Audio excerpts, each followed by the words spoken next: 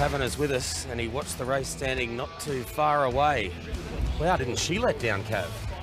Yeah, she first trial was good, and then she stretched her tendon and had above average ability. They put the pressure on us a little bit, grand what to do with her, and they rehabbed her, sent her away, and she come back. She had a soft trial the other day behind Remlaps, just stretch her legs. And I said to Ash today, just educate her, get her in behind them. Let's just hope she pulls up in one piece. He had a lap full of horse. It was just a matter of getting her out, but once she balanced up, he gave her one and bang, away she went. Yeah, exactly. You know, like I haven't really pressed the button with her because of the, the little injury she had early days. She got home in 33 today. Good sort of a filly. I think she's one of the first fillies that they put into a different program, and they're normally the cellar dwellers. Grand, they're around the 18-20 mark. I think they paid 70 for this filly off Kitchener, and we're lucky enough to have half sister back in the barn. Right. What sort of a future? Don't know, mate. What are you looking for, the big K, eh? The special, everything's got a K on it now, $5 a ticket. Would she be worth a dabble, Cav? I know she's only one at the first start. I'll go yards in a ticket, all right? You're on. Righto, mate. I like her. Thank you.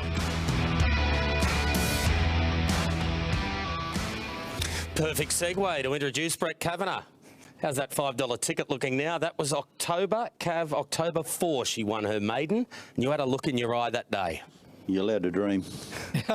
She's there, isn't she? Yeah, she got there really quick, so it's, she's been a bit of an excitement machine. She's been good advertising for the Kosciuszko by going to Randwick, She's done everything we've asked of her in a short time. Yeah, she's got a high heels and a lipstick on pretty quick, Gaz. She's in a paddock at the moment, isn't she? Yeah, 4 days. She's at a property called Fairlight. They just go up there for a bit of a freshen up. Right. A bit like me and you going to Nelson Bay for a few days, come back with a tan and feeling good about ourselves. Like the Speedos, yeah. Yeah. Be good. You old Speedos, man, Gaz? Yeah, a long time. Oh, dear. So what's the plan, Gav? Cav, when does she come back? We're booked to pick her up at 9 o'clock on Friday morning. She'll come back to the stable and probably have a swim Friday afternoon, a bit of a look about, and then under saddle Saturday morning, and then back to business. No trial? Oh, I'm not sure, Gaz. I haven't got that far. I haven't made a lot of plans. These horses have got a good base of fitness on them, and we want to probably end up in Melbourne with both of my Kosciuszko runners. So, we don't have too many plans. They're very fit. They're very forward, so we just got to tick them over. Early on, she did a tendon, didn't she? And she had a long break. Yeah, she bowed a tendon early days. We thought she was okay. And, of course, it's very expensive to go to Lee Everson. I think it's $100 a day. She was down there for 8 or 9 months. And right. She came back and we gave her 3 or 4 weeks' work, and then I decided to spell her just so I knew where she was at for the whole preparation. Otherwise, it just would have been too long in work. Not saying we're going to get to a Kosciuszko, but I was thinking Spring Carnival and with a good mare. So, and then she just lit the place up. When you wanted to go in first up, she was very easy in the betting, $8.50. Did you know then, before that run, how good she was? Because we all know you love a bet, and your stable know how to put the money on. So what was you thinking going into that race? Well, Gaz, I was mindful of the tendon, and we were there for the experience. I think we were going to trial her, and we decided to run her because I was frightened of trialling her and injuring her, and I thought the owners need a reward to get her straight to the races. So we went to the races, and Ash Morgan rode her, and I said, Ash, look, just educate her, and he educated her. He had her back to fence, and he had to drag her off heels. Everyone said, oh, she was laying in. I think she wanted to go that quick. Ash was trying to get her out that quick. So, but yeah, getting back to your question, yeah, we knew she had above average ability. As far as the punt goes, every now and then one of mine gets through to the keeper. Fender, he's been one. I think he's been 10s, 20s and 30s. He just keeps getting better. Her second start, it's me, Cav, in a race. She went to the highway at Randwick. She clocked 104.31, which was quicker than Sweet Deal in winning the Group 3 Toy Show quality.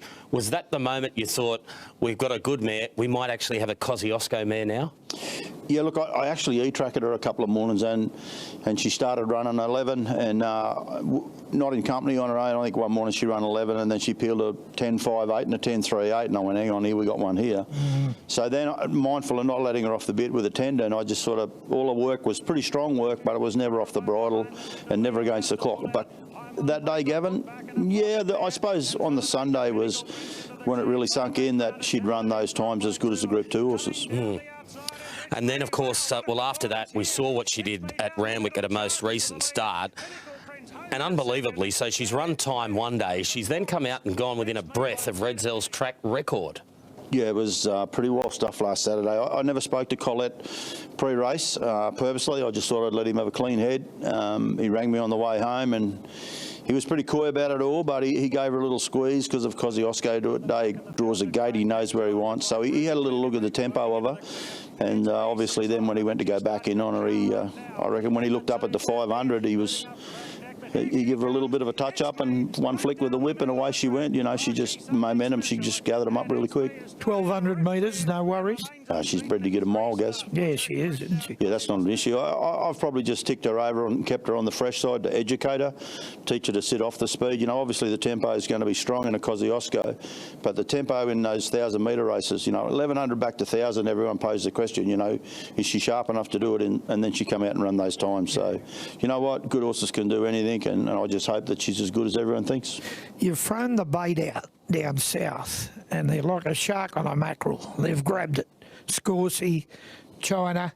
You was the king of the Riverina once, wasn't you? Oh, I think it was only about 11 or 12 years, I'm not sure. China used to come and ride a bit of work in school. Scorsese was that bad a punter, he used to collect a cold beer out of my fridge on the way home to Canberra. And that's a fact, Joe Scorsese, you know that. Cav, how quickly, once the draw was done, did your phone ring and there was a slot holder who wanted It's Me?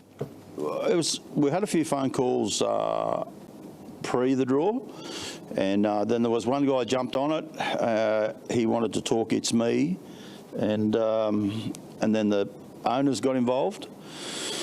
They bought, I think as a collective, as a group, they bought $5,000 worth of tickets and come up with zero. And then I think it's Bob Daly bought 6 tickets and put his hand up. He's got a 5% share of her, and he done a deal and selected her as his representative. So he only had 6 tickets and he got... I'm pretty sure it's 6. Yeah. If it's not 6, it's 5 or something like that, you know, so... And are they a good bunch, the new slot holders that are going to take this journey with you? Well, it's the one slot holder. It's him by himself, and he actually owns a share of her. And I think he's a funeral director here, so if she gets beat, I won't be coming to Newcastle. Cav,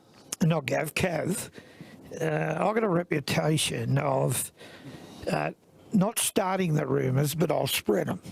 And I have heard... I'm still married. No, this is all about the horse.